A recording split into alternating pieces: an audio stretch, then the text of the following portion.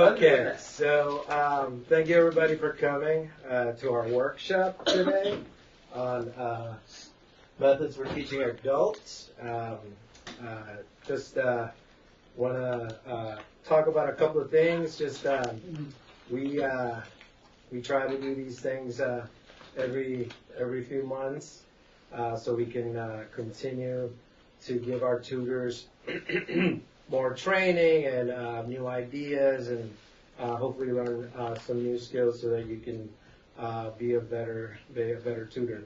I'd like to thank Janet. She actually joined us from Florida a few months ago, and she works for a similar program down there, and she was a member of their training staff. So we're really lucky to have her, so that she can share with us all her knowledge and her expertise. And so I'd like to thank her for that.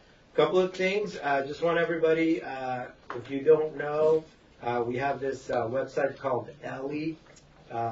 It's a ESL library. We have 40 licenses for it.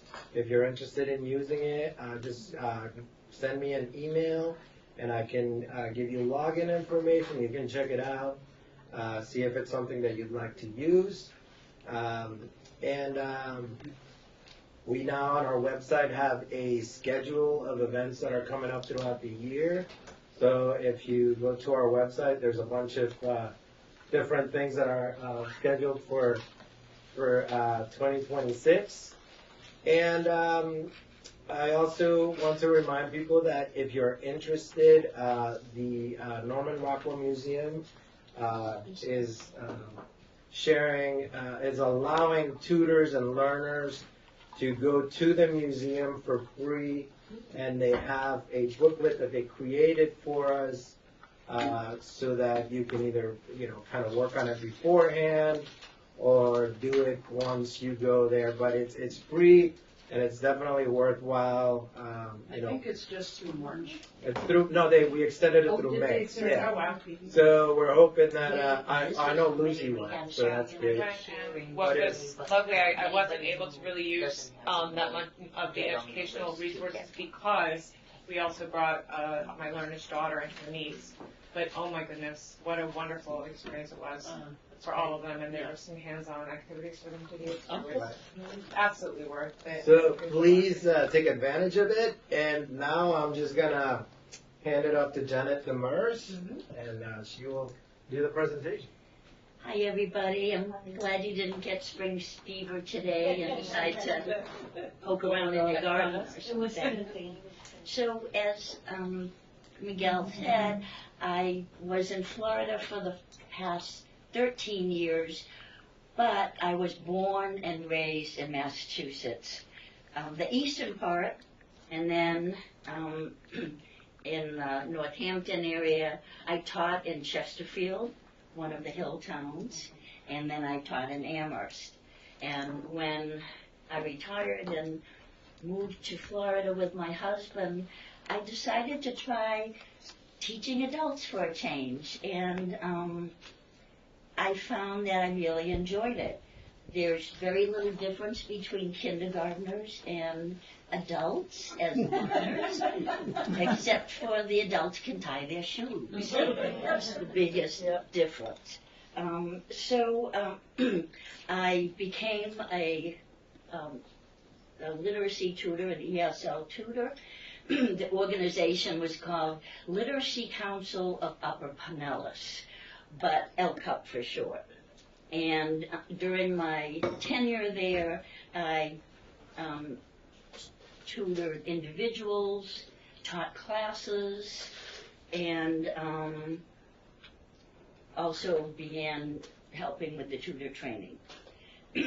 So let me ask about you. Raise your hand if you've been teaching for a year or less. And you're talking about just the Yes, teaching ESL. Yes. A year or less. A year or less. Newbies. Oh, I'm sorry. You know, this might be more comfortable if you don't mind. Okay. Only because there's a book there for you to share. Okay. With someone. Is that okay? Oh, yes. And we might have a name tag for you. Jessica? Here you go, Jessica. No, two Jessicas. Two. Oh, thank you, Jessica. That's not allowed. Oh, there's one. Thank Raise your hand if you've been teaching 2 to 5 years. More than 5 years? How many years? 7. Very good. And what about your learners? How many are working mostly with beginners? Intermediate? Proficient? Mixed? Anybody working with a mixed group of learners? Okay. I have a beginner and then a pretty perfect. Oh, okay, so when you work with them together? No. Oh, at the same time, but different, yeah. yeah. Oh, but that's okay, but, so you work with 2 different levels of students. Most of you are working with individuals? Anybody working with pairs of students? Or group? I have a little pairing. Yeah. Mm-hmm. A small group? Yes. No large groups. Sometimes my learner and her young child, Mm-hmm. so Okay. I try to great. incorporate them. So it's kind of like family Yeah. literacy. Mm-hmm. Okay. So why this book? Well, LCUP, when we did our tutor training, we were kind of like LitNet. Got a lot of different pieces of material, spent a lot of time before our trainings making copies, putting packets together. And we thought, oh, there's never going to be a book that, is everything, that covers everything. Well, lo and behold, we found it. So the book, we liked the book because it followed our philosophy that teaching a language shouldn't be curriculum focused, but student focused. And so the philosophy really meshed with ours. It's student-centered, and it addresses the diverse needs in a culturally sensitive pedagogy. So the way the book is organized, the first 3 chapters include information on language components, language skills, language acquisition, adult learning, and cross-cultural issues. And then the remaining chapters include specific teaching techniques and activities that can be used with a variety of students at different levels. So we're not going to be going page by page through this book. And there's no reason to take a lot of notes because I will reference pages, so we will be going in and out of the book. I'm kind of going to be like your guide. But this is not your first rodeo. I don't have to explain a lot of the information. It's very user-friendly. With that respect, we're going to really limit questions until the end. If you have something, you could just jot it down, or most likely it might be something that's covered at some point in the presentation. Okay, so our first slide, let's look at that question. What is language? So let's just think of like a word. What words do you think of when you think of language? Just raise your hand. Communication. Communication. Is that all? Think of what Reading, writing. reading, writing, speaking. Dancing. What about the parts of language? Subject, Verbs, nouns, adjectives, the grammar. Grammar is part of language. Vocabulary is part of language. Phonetics is part of language. Metaphors and similes. So Culture. this is a definition that's on page 13 of your book, but you don't have to open it because I put it up here. Does somebody want to read that? Jessica, I'm going to pick on you because I know your name. Language is a system of symbols that permits people to communicate or interact. These symbols can include vocal and written forms, gestures, and body language. That's all part of language.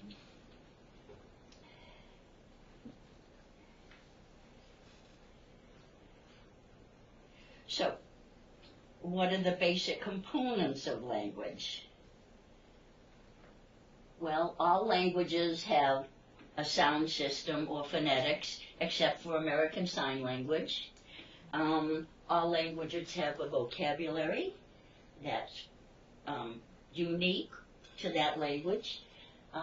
They have grammar. They put words together by grammatical rules for their language. And they combine the words and sentences to create meaning or semantics. And that can be communicating with others, but we also do a lot of self-talk. Now, I used to say that, I used to believe that everybody had an inner voice. You know, you're driving down the car and you're making a shopping list. But I was listening to a program on NPR, and not everybody has an inner language. There are many people who do not think their thoughts in words, but only in images. It's fascinating to know that. And then I shudder to think of how many times as teachers we would say, picture that word in your mind. And, chances are there were some kids who had no idea what I was talking about. So let's look at some examples of those components in English and in Spanish. So English and Spanish share the same alphabet and many of the same sounds. But in Spanish, letter sounds have a one-to-one correspondence. Each letter just makes one sound. So, for example, the A, the Spanish A, you'll hear in padre, gato, pan, tapas. But look at these are just a few of the many sounds that you will encounter in English with the vowel A. It could be like A, it could be like the Spanish A, like in father. But it could be cat, hey, or the ran sound, like my name, Jan, ran. That's not really the same as is it? So, in terms of word formation, Spanish nouns are gendered. Examples, la casa, el libro, primo and prima, cousin, boy cousin, girl cousin. We just have one word for our cousins. English nouns are rarely gender specific. I thought of two. Back in the, old days, there used to be waiter, waitress, steward, stewardess. Mm-hmm. English pronouns are gendered. He, she, her, his. Some Spanish pronouns are gendered. Él, ella, ellos, ellas. But su can mean his, her, or its in Spanish. Or their. Yeah. And I was teaching, I could never understand why are pronouns so difficult for even some of my very proficient English speakers. And I found out it was this confusion because they, so when they want to say his mother, they might use her because they're connecting the pronoun to mother. Yeah. Yeah. So, Or your. Hmm? The Sue can and the same, yeah, and your too, right. I'll have to add those because I forgot about those. It's even more. In terms of sentence formation, in Spanish and in many other languages, Spanish, the subject pronoun is often omitted. Tengo dos hijos. In English, the subject pronoun is necessary, unless we're giving a command. Sit down. We mean you sit down. In Spanish, double negatives are used. No quiero nada de comer. Translated into English, that would be, I don't want nothing to eat. which we would call an error, like a double negative. In Spanish, adjectives come after the noun. For example, una mesa grande. In English, the adjectives come before the noun. One large table. What would happen if I added the adjective round? How would you say this? One large round table. One large round table. How did you know that? We speak English. There's a specific order. Yeah. And in Spanish, if you added round, it would come before the grande. Se ve una mesa redonda grande. So, is there a rule for the order of adjectives? There is. Yes. When it comes to Can you size. say what they are? Well, it depends if we're talking about size and color. Well, believe it or not, there is a rule for the order of adjectives. And in here, some of you I'll have you all work in pairs. You are going to use all of those adjectives that are describing that table and see if you can put them in order. Make one sentence? To make one phrase. Right? Order. Let's see. We get it wrong. Read our paper. You can work together. Yes, I'll just do your own. If you've got enough envelope, you can work by yourself.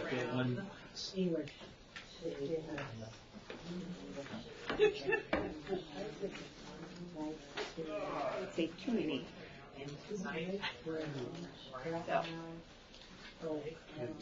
One is for dining. Exactly. Probably, right? Round oak, one big round. One nice, one nice big round oak. Oh, yes, all the words can be. That's Latin, right? Yeah. Is it English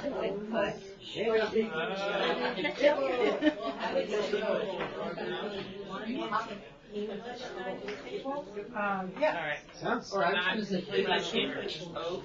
English oak is a thing. Is it a thing? Yeah, it's a Yeah. Round antique. or antique too. Yeah. Well, I originally But it's not. said that, because I figured. One nice big. Yeah, yeah. And I think antique and ancient go together. But because it's so negative, we could only do it. Yeah, no, there's a question for English. There is sort of it bothers me if I did it round. I mean, there's, must be something in our. Sounds like that. Are you ready to check the results? Round. Okay. English dining table. So there's the antique adjective. Wow. We got that. Yeah, that. So kind of Big. Yeah. I think so. Yes. Round. When you check round in the right place. Antique round.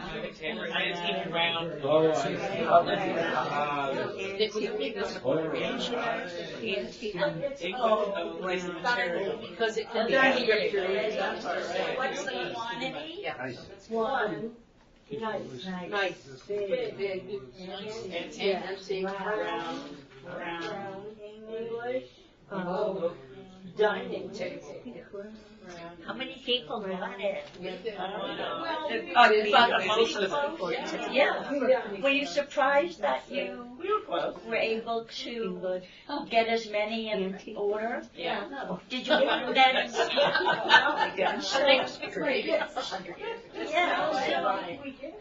How could you do that?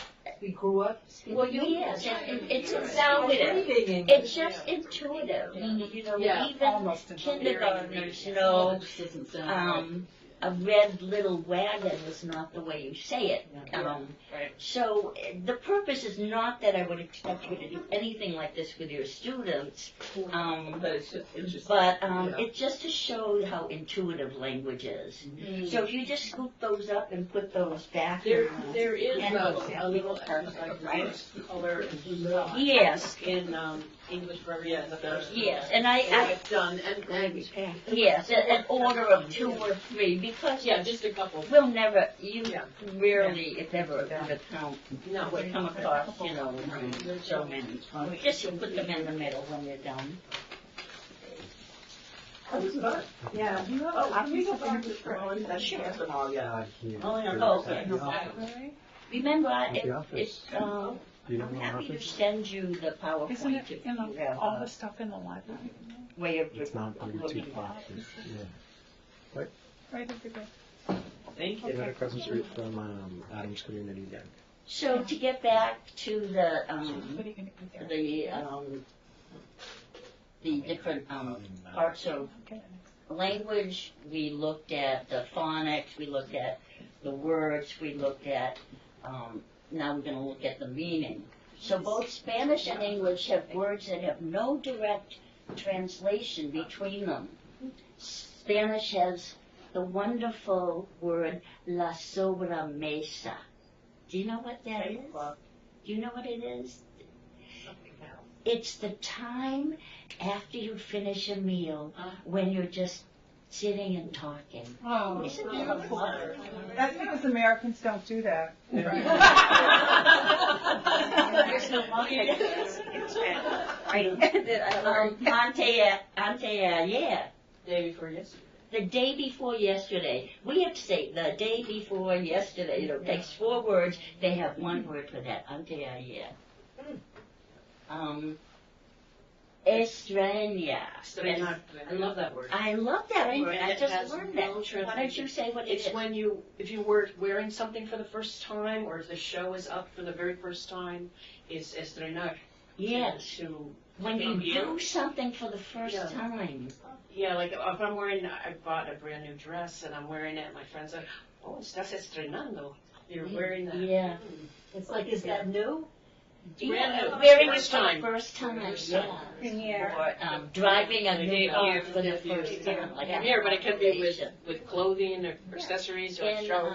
English, we Anything. have the word stare, but in Spanish you would have to say mirada fija. To look fija, to look ugly, Fixedly. you know, to look bad. We have the word for fingers and toes. For toes, it's dedos de los pies. So these are dedos, and these are fingers of the feet. And then Foot fingers. commuter. Commuter, if you did Google Translate, would say viajero diario trabajo. Going to work. Yeah. Daily, Traveling, somebody who travels every day to work. And what would you And- say, Miguel, for commuter? English, of course, has many homophones, words that sound alike but have different spellings. There are some examples. And the Spanish language has different verbs to describe feelings of love. Te amo, I love you, is reserved for deep love for a spouse or close family or friends. Te quiero, I love you, is used to show affection for relatives and friends. And me encanta is used when talking about foods, places, movies, music, etc. So me encanta pizza, me encanta la paella, me encanta el jazz. It's flying. Imagine someone who's learning English overhearing the following conversation. I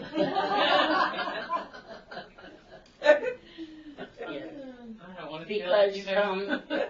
language depends very much on context to get the meaning. Cognates are words from different languages that have the same root or origin and share the same meaning. 90% of Spanish cognates have the same meaning in English. And I think, Miguel, I think you handed out a whole list, an alphabetical list of the. Yeah, we handed out when I meet with tutors for the first time. Yeah. It's on the folder that I get. So these are examples. The only difference is how we pronounce them. Do you know how to pronounce this in Spanish?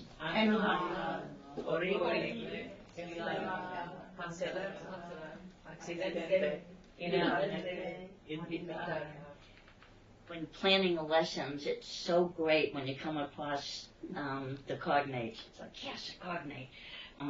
But you have to beware of false cognates. What does it sound like embarazada means? Pregnant. That's what it really means. I don't like that. What does it sound like recordar means? Sounds like record, but it means to remember. But there's you can see how that's Mhm. related. Yeah. And then delito. It's a sin, right? Delightful. Doesn't it sound delightful? No, it means a criminal. It means criminal. Must be like the beginning of delinquent. Must be, must have the. So, now we looked at the components of language, now we're looking at the language skills. So of all the 4 skills, which one do children learn first? Listening. And then, Speaking. then, Reading. Right. writing. Okay. So, adult learners follow the same development, but they do it much quicker and they can develop those skills simultaneously. So that's what happens. So in terms of listening, why is listening important? It improves speaking and pronunciation, develops interpersonal skills. It's a receptive skill that needs active participation. We always talk about the difference between active listening and passive listening. Sometimes there are issues with our learners that may impact their ability to use their listening skills. There might be uncertain comprehension. They're hearing words that they're not sure about. The speed of the speech that they're listening to. Familiarity with local speech, accents, and vocabulary. It's so nice to be back in Massachusetts. I can talk about buying tonic and parking my car, and nobody, everybody understands me. But I used to tell my students they would speak English with a Boston accent. So they might have missing words or concepts or miss something in the instructions, lack of confidence, and not comfortable asking for repetition, or just plain old hearing difficulties.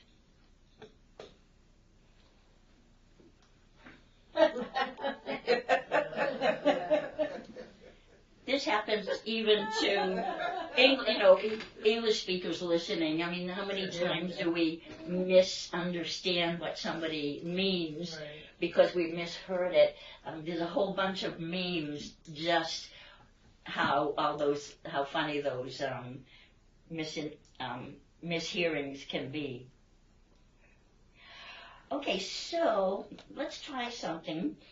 I am going to show 2 phrases, and I'm going to say them, but you're not going to be able to see my mouth. So I'm going to say them, and put one finger up if you think I'm saying the first phrase. Put two fingers up if you think I'm saying the second phrase. I'm going to say them both twice. I like pineapples. I like pineapples. I like pineapples. I like pineapples. Who thought I said number one? Oh, I thought we were just. No, I said put your. Yeah, but you said you were going to say them twice, so I thought. Yeah. Oh, okay, yeah, I said it. Yeah, I said that twice. Okay. So who thought I said I like the first one? Well, you said that one first. Can you do it again? Okay, Yeah. I was gonna say each of those, Yeah, but you might mishear me. okay, Okay, and that's why I'm covering my mouth. okay. And I'm trying to not use intonation because that would, so I'm just going to say it as much of a monotone voice as I can with little inflection. I like pineapples. I like pineapples. I said, I like pineapples. That was the first I, one. That number was the one, first. I like And pineapples. then you said And then you said, I like pineapples. And what would make it easier to know I like pineapples. I like pineapples. There's a, a little emphasis. So try the next one. I flew solo. He flew solo. He flew solo. He flew solo. He flew solo. Very subtle. The two, yeah. So I'm not understanding the directions, because to me it sounds like first you're reading the first one, Yeah, and then you're reading the second one. That's what it Oh, no, sounds I like. was saying, The second time you said it the other way. okay, I understand, Yeah. yes, I understand what I've been doing. I've been saying both of them, Yeah. instead of just saying one of them. Yeah. Okay. Yeah. Good listening, everybody. No wonder I wasn't seeing any. Okay, well, see if we can do it for the last one. We won't repeat it. Okay, I am going to say one of those things. Don't show it, don't show And I will say it. Don't show it, don't show it. Don't show the Don't show it. Oh, okay. sentence without showing it. Okay, that's a good idea. Well, how will we know what's one and what's two? That's true. Because they're very similar, okay? Yeah, but we won't know which one Let's is try one. it. Let's just try it. Oh, okay. Would you like some super salad? Would you like some super salad? Okay. Would you like some super salad? Would you like some super salad? Soup So or the first one was two words. super salad. Yeah, Super salad. I heard super salad. The second one. The second one was super salad. Mhm. Right? Yeah. Well, that went over like the. Sometimes works, sometimes don't. Okay, let's move on. So, in terms of speaking, okay, the importance, well, it's the most obvious skill. It's the most interactive skill. It develops understanding through communication and develops interpersonal skills. It's often used in assessment. We tend to do more informal assessments than formal assessments. Oops. So, before we go on, let's think about what could be some issues of people learning to speak in English. What could be some of their issues? Fear. Fear, Lack of confidence. Yeah. lack of confidence, Shy. being shy. Embarrassed. Impatient. Mm-hmm. The sound is not the same. They're saying the sounds. I know. Mm-hmm. So,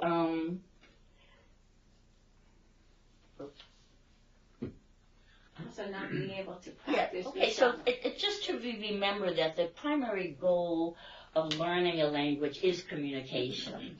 And so that's why we encourage your tutoring sessions to include a lot of conversation. So, pronunciation. It looks totally like. Pronunciation is an often neglected skill in ESL teaching due to the complexity of English phonetics and our unfamiliarity of how to teach them. It seems easy to be able to imitate a sound, but it isn't. If anybody is still trying to learn how to roll those R's, you know, it's just right.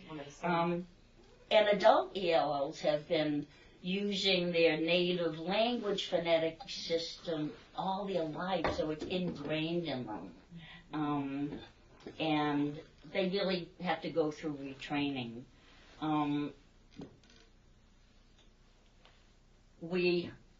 I know that you know about the difference between voiced and voiceless sounds. So this shows, for example, it's okay to teach a sound in isolation, but then you very quickly want to have it as part of words and different, you know, the beginning of words, internally in words, and then you put those together with a tongue twister to practice those sounds. And then you give them real life experience to practice the sound. I got this off the internet. It's a calendar, April. and they circle the date, but it's a perfect use of the TH sound for the ordinal numbers. My parents came from Europe and they didn't have TH either. So we grew up going boo, boo, boo. Oh, yeah. So the woman I'm working with now, she's a really charming person, and I finally said, do this, the, and it worked. It worked. If you open the They go hand, duh, right? Duh, duh, duh. If you go like this, the. And now when I work with her, every time we come across a TH, she's so funny. She goes, the. And it works. that's a great tip. I'm going to remember that. If you look at the books at page 83, that has helpful information on how to teach individual sounds.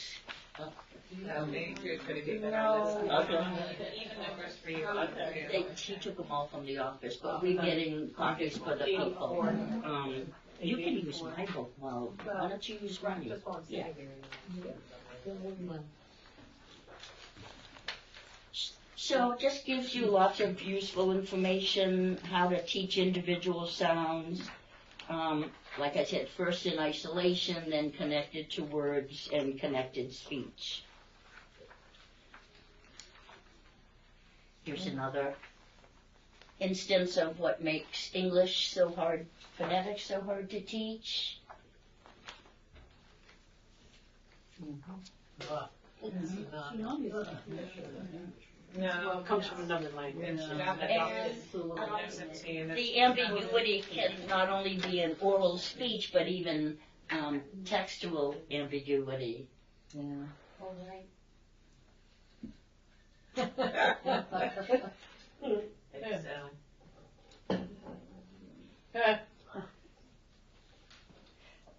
I ask a question that relates to this? Yeah. Because one of the things that I find very difficult for my 2T to learn is when the past is ed or.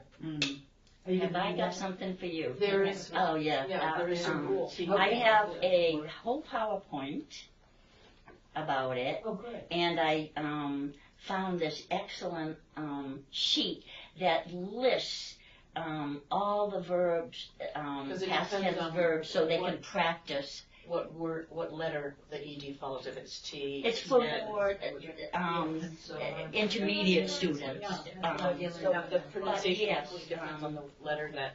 precedes it. Yeah, so there is a rule. Yeah, at the end, you can give me your email and I can send you anything. We took it out of the book. So, next we're gonna see how nonverbal information can affect meaning. Wonderful. Some of you are saying, oh, great. And some of you are saying, oh, great. So, according to this graph, which I found on the internet, so we know it's perfectly correct. So they're saying that in a verbal communication, words only account for 7% of the overall message. The tone of voice accounts for 38% of the overall message. And body language counts for 55% of the message. I tried to track this down and I couldn't find, but I thought it was interesting anyways. I think it's basically we know how body language and tone can really affect the meaning. Well, I think that even you can think of times where you've been someplace where you don't speak the language, but you can tell that two people are having an argument. Yes. Or two people are affectionate. Or yes. Yeah. That's true. Or if I don't have my glasses, my hearing changes. What I understand changes, which is interesting. So, let's try this. We're going to say the same sentence. We'll say it in unison, and then we're going to repeat each sentence, and the subsequent sentences will have a different word emphasized, and we'll listen to how the meaning changes. So here's the sentence. Let's read it. I never said she ate my cookie. I never said she ate my cookie. I never said she ate my cookie. I never said she ate my cookie. I never said she ate my cookie. I never said she ate my cookie. I never said she ate my cookie. I never said she ate my cookie. Okay. Same sentence, and how the meaning changed just from the different intonations. Now in Spanish or in other languages, is that similar? The emphasis of certain words in Yes, in some languages they're very tonal. Yeah. What Like about Spanish? just, if you say, Spanish has accents. in For a lot of words. So Chinese, yeah, you know where to put the it can be a completely different word depending on the tones used. If you open up to chapter 5, pages 40 to 42, I'm just showing you that there's a whole section that talks about teaching oral skills. So we're not going to spend time to read it now, but I'm just showing you that there's more information about this in the book. So do we get copies of this book? Well, I'm going to so we don't have enough copies right now. However, if you are interested, just drop us an email and we will order you a book. Okay. Okay? Great, thank So, you. yeah. It seems like Oh, we don't get to take this? Well, you can you can take the ones that you have. We can let the ones here go. Yeah, I mean, the thing is we But don't have enough for everybody. We don't have enough for everybody. So if you want to fight each other for them. Yeah. And I'm happy to loan. But we'll order you a book if you really want to use it. We will. I would like to use one. I'd like to. I have a copy, my own copy that I. If you don't walk away with one today, but you want one, let me know and we'll put an order in. Okay? So I'm not sure where you're going to go from there. Yeah, we both live in But nothing to say.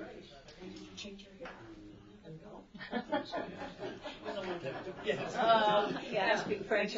I have a question. Yes. You were saying that, when you put the dial up and you said kids learn listening, reading, writing, and then speaking. No, listening, speaking. Yes.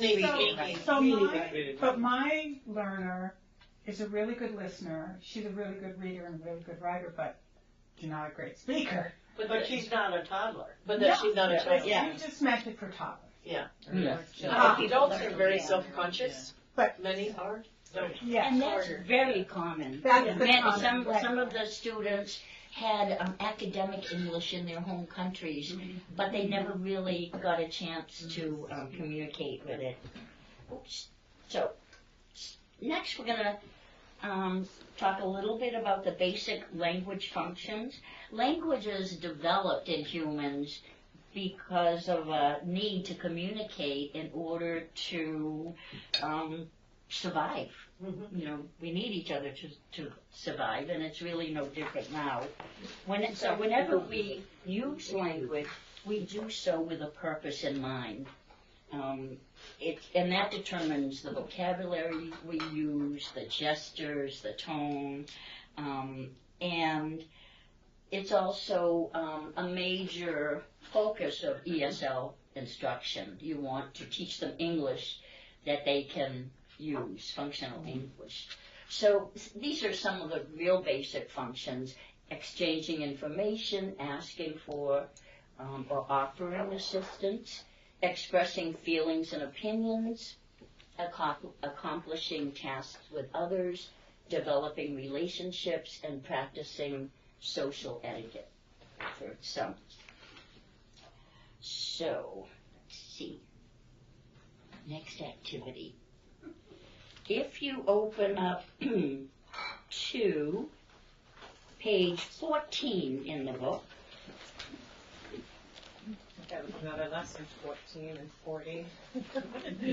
I know. This is not the kind of book that you read like beginning to end. You're going to be skipping around. So there you see a list. A list they have in the box of some functions of English. So I thought it would be good to maybe take 5 minutes. And on these cards, I have some different functions of English, and I want you to work with a partner and write down what language, what phrases, what questions would your student need to learn in order to use that function of language. They give an example on page 15 that says, for inviting, they give examples. Would you like to? How would you like to? How about, just so what I thought I'd do is we can kind of do the work individually, and I will collect these and type them up, and they can become part of the handbook. So when you want to go and teach somebody the function of requesting a library card, you won't have to invent that. It will all be done for you. Okay? So you two can do that one. Okay. So you just might. It was hard for some people than others. Some of them are easier to do, like apologizing or congratulating. But what do you say when you're parting company with somebody? We talk a lot about readings, like what do you say when you meet somebody, but we never talk about what do you say when you're ready to end the conversation on the phone or end the conversation when you meet somebody. So let's, we won't share all of them, but just, we'll go around and share one or two from your list. So, yeah. So just say what your function was. Can you please help me get requesting a library card? Requesting a library card. That should be Yeah, read a couple. Please help me get a library card. What way do you get a library card? May I get a library card? Yeah, and that's, make sure your student has a library card. Because I was surprised to find out some students don't, but because libraries are part of their culture, right? Some of their home countries. And they're intimidated too. They don't want to have. Yes, right. They don't know, and they don't know how welcoming libraries are. So why don't you share one? This was the hard one. Agreeing. What are some phrases to show you're agreeing with somebody? So do I. So do I. I do too. I do too. It sounds simple to us, but that might be a new phrase for a student to do. And the way you can say it to different ways, I do too, or something. Oh, yeah, me too. Likewise. Likewise. Let's listen to some examples for this one. Likewise, it's like igualmente in Spanish, so. Okay. This is for asserting yourself. And one would be, my opinion is, or I feel strongly about, Okay. or please listen to this idea. Good. That's good, Dad. Very good. These could be good for anybody. Yeah. I like. We could use those. I know. Some of my comments are very good. So ours was sympathizing, and we came up with things like "I hear you," which is probably not the same in Spanish, or "I'm sorry to hear that." And then this gentleman said, "I try to teach them things that they can use with their peers." So he said, "That sucks." That's really true. Yeah. Do it, or I hear you, or I got you, man. You know, like I got you, man. Like I get that. Yeah. You know, those are. And I hear you is good when you really don't agree, but you're at least saying, I'm listening.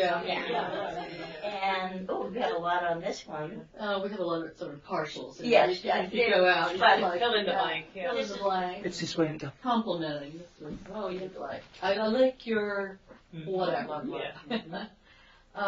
You look very nice. You did that really well. Great job. Nice and short one. Great job. That's great. Very good. Excellent. And we haven't really, even gestures, like that we do. That's really nice too. And this one was, we often talk bring that about to a lesson. reading It's a nice and idea. how to read people, Because but we compliments can be rarely talk so about nice to receive. what happens when the conversation is over and we I want was just thinking, there are Keep a lot up. of these things actually used. So this was With him. yours. Why don't you read a couple of those? See you later. Goodbye. Let's continue this conversation later. Good to see you. See you again. See you next time. Gotta go. I'll let you go, which neither one of us like. Yeah, I really don't like that. I'll use that one sometimes, don't we? Take care, I like this. Yeah. Oh, yeah, that's a good one. Then you're not blowing them off. Right. You know. Then we said, have a good day. Wonderful to meet you. And how about see you later, alligator? In a while. That's really starting. Not so soon, honey rabbit. We used to say that after see you later, alligator. Yeah. After a while. Yeah. Okay, so now then, I'll take this. But that'd be great. So, our English language learners come to us not only speaking a different language, but coming from a different culture. So we're going to talk a little bit about communicating across cultures. We'll talk about what do we mean by culture, why is being aware of cultural similarities and differences important, what is the role of language in transmitting culture, and what are some ways we can be effective cultural guides in our teaching. I like this definition of culture. It's not the one that's in the book. I kind of like this one better. It seems really more encompassing. So culture is the totality of ideas, beliefs, values, activities, and knowledge of a group of individuals who share historical, geographical, religious, racial, linguistic, ethnic, or social traditions, and who transmit and reinforce and modify those traditions. And I even think, there's even cultures of large families. I grew up in a family of 10, and you see other families, and you just know it's a similar culture. The way interrupting each other. Yes, the way they. Eating fast. Yes, that's a good one. Elbows out so they don't steal you. Definitely. It's a jungle apple. We've all heard the term culture shock, and so sometimes it can be positive. I had a student once who said that she couldn't believe how organized the traffic was in the U.S. In her country, cars just go anywhere they want, whenever they want, and she was like so impressed. I was just thinking the same thing. What you thought? Boston. So let's look at, here's something that we'll look at the language that different cultures use for this thing. What do we call that? Speed bump. Speed bump. England is Well, a sleeping policeman. Is that what it's called? If you lived in Argentina, you would call it lomos de burro, the back of a burro, which is the same translation in French, the back of a donkey. Because you can, kind of looks like a donkey, like maybe donkeys and burros, maybe that's a problem. They lie down in the middle of the road. But it also talks to the cultural, probably, they were like more agricultural area. Then you have, is this true in Colombia? El policía acostado. He's been lined up. Or in Italian, the sleeping guard. That's funny. It tells you interesting the attitudes towards authority. Yeah. And in Portuguese, they go all the way.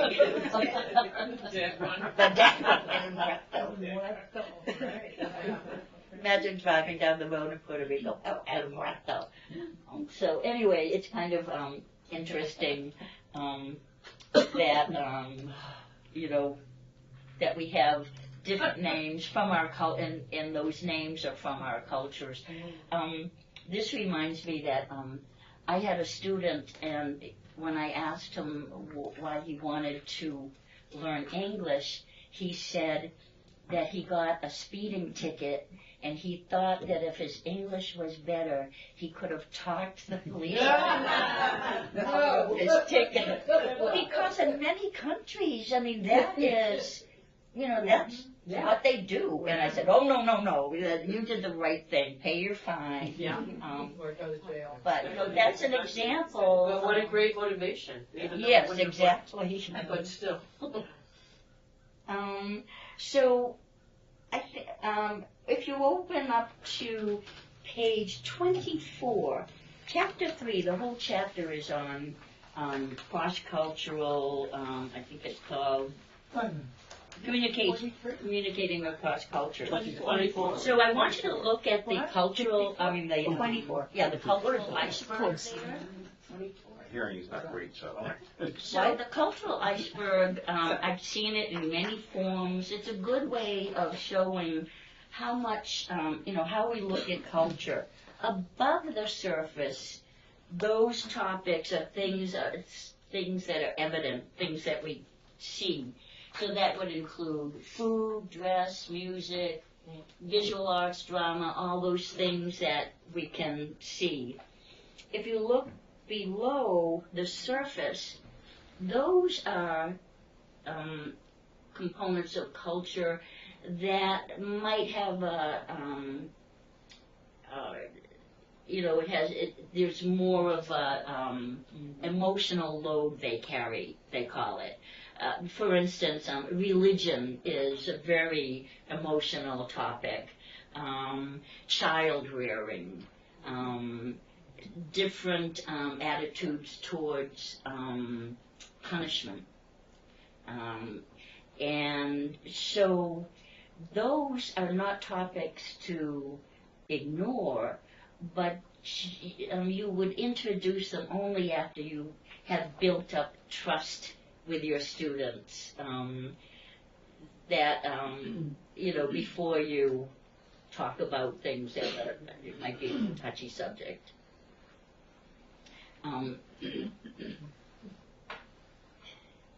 So,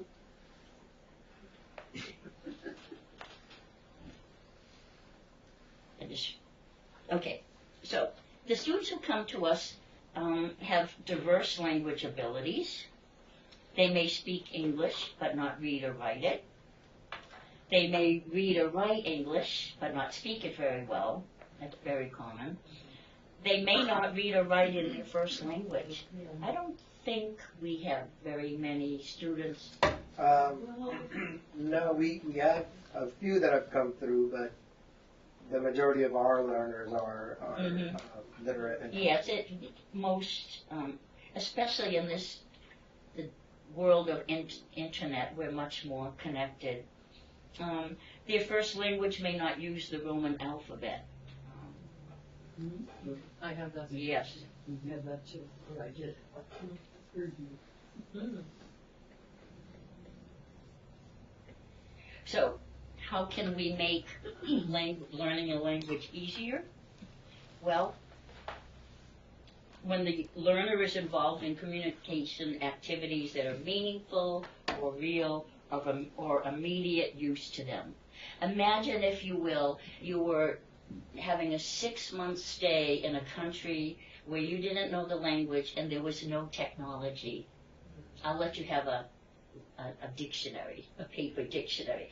But think of, what you would need to learn, what kind of vocabulary would be most helpful for you during that 6 months. Practical. Yeah, practical, the things, and that's what, that our students want.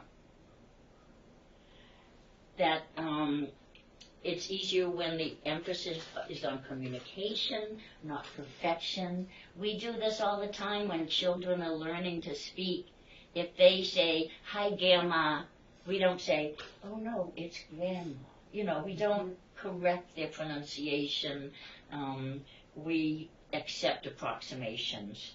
And the only thing that if you really don't understand, yes, let your student know that you don't understand, because that's your job too. They learn better when the anxiety level is low, and when the learner has time and opportunity to practice. Raise your hand if you learned, you took languages in school. Keep your hand up if you can speak that language. Well, not from A school, couple, though. yeah. But how many of us, I started French in 4th grade, I think, and then, I know, a little, but not, like Sesame Street. So, these are the key assumptions that we bring with us to the teaching learning event. It's a collaborative effort. It's really a transactional thing. You're negotiating between 2 languages, and you can do this with it. That's what's so nice about working with adults. You can communicate on that level. You're not like imparting information. It's a 2-way street as you're trying to figure out what each other is trying to mean. Adult ESL learners have a lifetime of experience to draw on. Each learner is unique. They want lessons that are relevant and purposeful, and they are responsible for their own learning. That brings me to a question, because I'm working with a woman, she's clearly very bright, she catches on really quickly, but if we don't see each other for a week, she says I didn't do my homework, Yeah. And I can't emphasize enough to her. I keep saying 10 minutes a day, just 10 minutes a day. It's so, I think we all, But I think we have to be forgiving about, I didn't slap her around. I have No, but I mean, Did if she doesn't do it, that's her choice. Does she have the English for Everyone book? Yes, and she's been working with it. Okay, and her because- workbook is great. Well, but that's good because it is, to do some self-learning. It's just life. I encourage my students to listen to American music as homework. You don't have to look at That's it, your but, homework. but when you're in the car, listen to American music, not Spanish music. Yeah. You know, or watch a TV show, Or a short video. anything that you can view where you're hearing English And instead of Spanish. maybe we'll talk about some of those things too. Because I want to make sure we get onto lesson planning, okay? So up to this point, we've really been talking about who I am teaching and what I am teaching, but now we're going to look at, the how and how will you know that the students understand. So, the first one is called TPR, or Total Physical Response. And it's a method of teaching using physical movement and to react to a verbal input. And it's really good for students who have no English or when you're teaching new vocabulary. So you can each take one of them. This is a list of gestures that it's the same list, but it's just written on 2 pieces of paper for people to use. Yeah. Okay. No, you just have one sheet. There's just one sheet. It'll One be per a person. different, it will look different, it's just that they're in a different order. Okay. Oh. Okay? It has the same gestures, but in different order, because this was set up as a partner activity. I found gestures is something really good for beginners as well as intermediate and even advanced students. It's really cool. You find out things like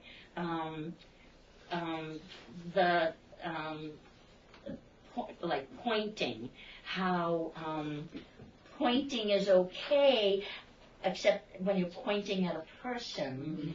And I was working with students from, different countries, and they all said that as children they're taught not to point at a person if they're... different cultures. Yes, and you'll find a lot of gestures are similar. Even though the thumbs up gesture in some cultures was considered very rude, because of the internet and, they're watching Olympic athletes doing the thumbs up, that it has lost its negative connotation.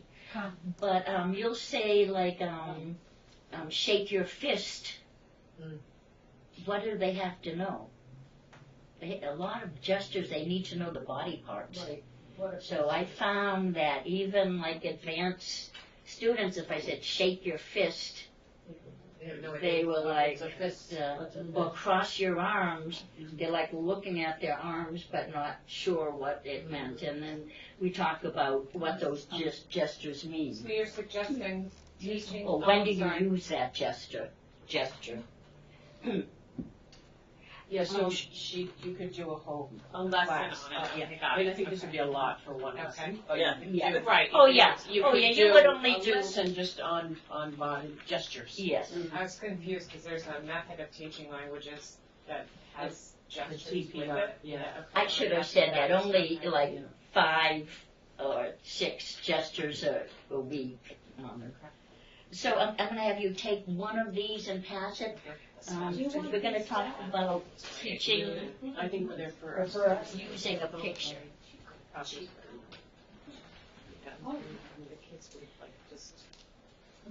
So pictures are great for teaching.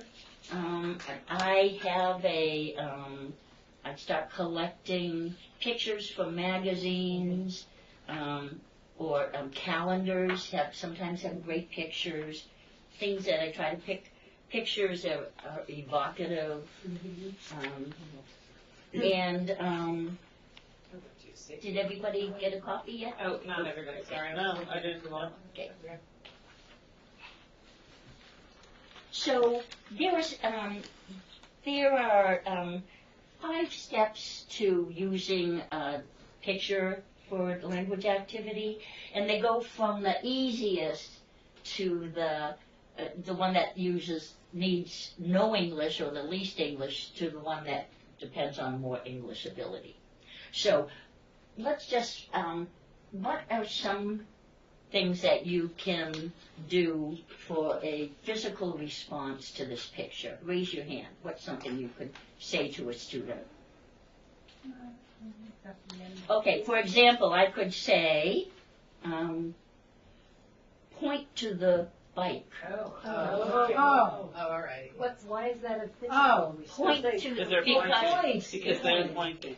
Yeah. Point to the tree. You're just asking them to point. Okay. Point to something that's orange. Okay? Just a pointing response. So the next level would be yes or no questions. What? So you could ask something like, is there a dog in the picture? Is there a Yes, dog there in the is. And then you picture? could say, is there a lion in the picture? No. Yes. Is anyone exercising? So those would be yes or no questions. And I usually, of course, you would have the questions written out ahead of time. But this is just we're gleaning examples. What about short answer questions? What would be an example of a short answer question? How many people are in the picture? How many people are in the picture? What time of day is it? Mm-hmm. Is it sunny or cloudy? Is it sunny or cloudy? Where are they? Where are they? Where is this taking place? Yeah, really, that's a basic one, yeah. Are they in the country or city?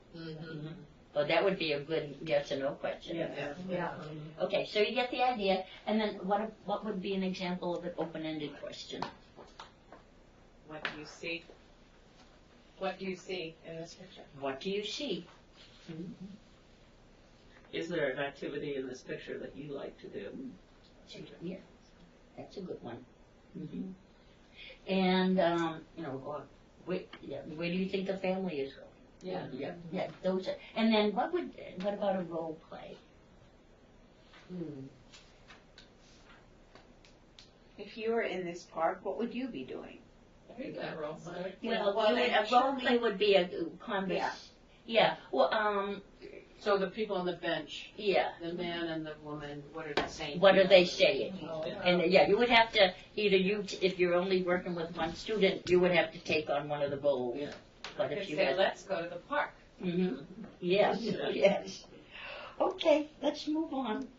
Just getting towards the end, so I'm like, okay, so principles of teaching vocabulary.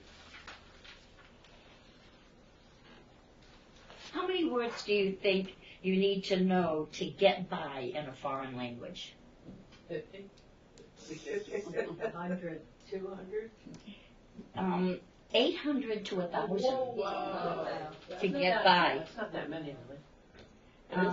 When you think about When it. you think about it. So there were a number of words we have. You would have to, you would understand 75% of what you hear with that one. If you want to read a novel, if you want to watch TV or go to the movies, your vocabulary would have to be around 3,000 words to understand English. Thank goodness for captions, right? And in order to understand a novel, comprehend a novel, 8,000 to 9,000 words. We have a lot of words. Even if it's a short story, you need a lot. Yeah. Because you can go at your own pace. Yeah. So the key to learning new vocabulary is the frequency that they appear in day-to-day utterances. Okay, I've been blowing that one. First, new vocabulary is learned orally by listening, trying to reproduce it. They need to hear and use that word many times before it becomes part of their permanent speaking vocabulary. Introduce no more than 6 to 10 new words in a tutor session. It could be more if there are cognates. Depends on how many cognates there are. Teach building block words, the nouns, pronouns, prepositions, the verb to be, all the helper verbs. Review new vocabulary and recycle it. You can ask what vocabulary they want to learn and use. Gestures, demonstration. I got down on the floor and demonstrated a sit-up to a student who didn't know what a sit-up was. What is realia? Realia is real stuff. Like, this would be realia, you know, Is apply. that an English word? Never heard that before. Never heard it either. Yeah. Is that a new word? No, I've heard it before. In the context of It's a pedagogical bringing word. real objects to teach. Yeah. You learned a new vocabulary. I've already got So, there is a whole section on principles of teaching reading and writing. You have to consider the student's education and background and literacy skills. You introduce it as soon as possible. Use pre-reading activities to help provide context. Begin with practical reading and writing. Use writing to reinforce the reading. Focus on content, not correctness. All of this information is in the book, and it's always good to be reminded. I really encourage you to put together a teaching toolkit. I have my picture file. There's lots of board games that you can download, and a board game is wonderful activity. It's a cultural activity. Board games are big in the U.S., and they can learn it with you and bring it home and play with your family. This one is on adverbs of frequency, and even beginners can do this, because once they learn the adverbs of frequency, it's all in the present tense. So if they land on eat chocolate, how often do you eat chocolate? They can always say, the words are there for them to respond. I always eat chocolate. I usually eat chocolate. I often. Yeah. Where do they get that?